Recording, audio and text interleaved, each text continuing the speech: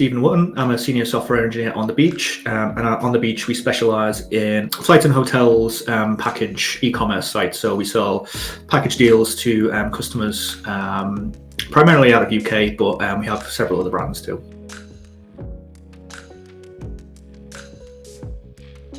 We started our GraphQL journey basically at the start of COVID. We redesigned and re-engineered pretty much our entire website and booking path. So we went with a microclient front end, which is powered by a Graph API. That Graph API slowly started to form into a monolithic API, which caused a lot of pain points, a lot of bottlenecks. So off the back of that, we started to look at how Federation could help us on the beach. We started to adopt Federation and spent a lot of time looking at paid for solutions, but ended up just going with kind of a home-baked custom pipeline utilizing Rover and stitching together schemas and hosting it that way. That worked for a while, but adoption was, sluggish when we started to try and get teams to adopt subgraphs. So that's when we started to move to a paid for solution. So we approached Apollo and had a look at their solution, and then Cosmo, and eventually landed on Cosmo, and helped us a lot.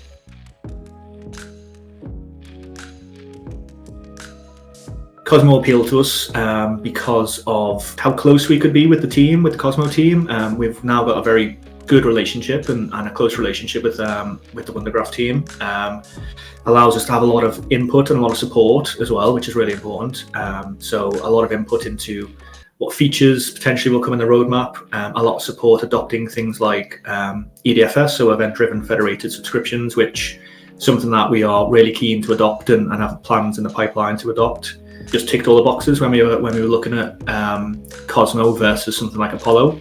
Initial attractions were the open source aspect of it. Being able to see how the actual tool is implemented, and if we had any problems, if we were curious ourselves, we could go in and look and kind of figure out what was going on. So that was a very attractive part of adopting Cosmo.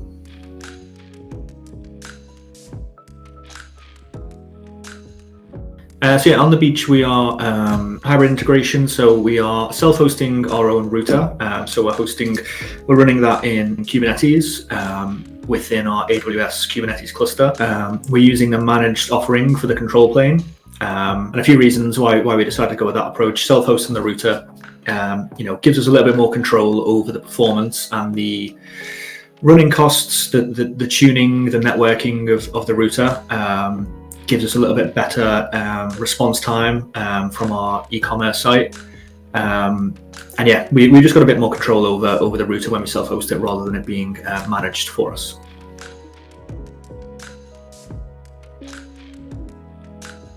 Cosmo versus our old solution, some massive improvements that I think there are, and the team thinks there are, is our developer workflow experience has definitely improved. Having a dedicated CLI tool that manages and provides us the functionality to be able to check the graph against published graphs, to publish from the command line is much easier than this kind of the way that we were doing it before. The router as well, the router performance is notably better. We did note tens of milliseconds improvement time across most of our queries and mutations using the Cosmo router. Also, compared to our home solution router, we're definitely running a lot fewer instances of the router than we were previously, or our previous router. So that's very beneficial, less to manage, less things to go wrong. And overall, kind of observability is with the tool, with Cosmo's UI. It's really helped allow us to get a better visibility of what's going on in the graph, tune it and tweak it, and spot places where we can clean up a lot easier. We just didn't have any of that before, so it's really helped.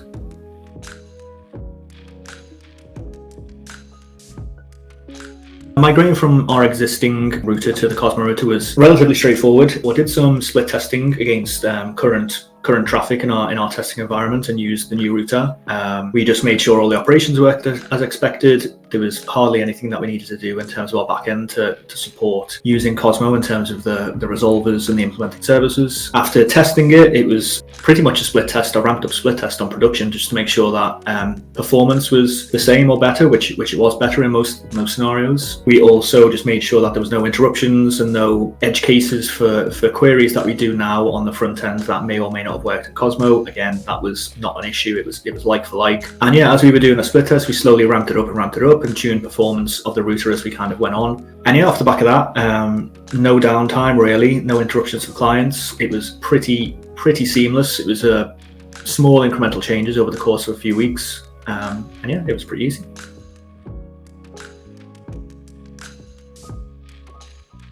Yeah, I mean, short answer is yes, definitely. We have got a very good relationship now, I think, with the team. They're always on hand to answer questions, very collaborative, very interested in the solutions that you're creating, always willing to offer advice, always willing to sit with you and discuss strategy and ways to improve what you've got or improve or create something brand new. So that's been very useful.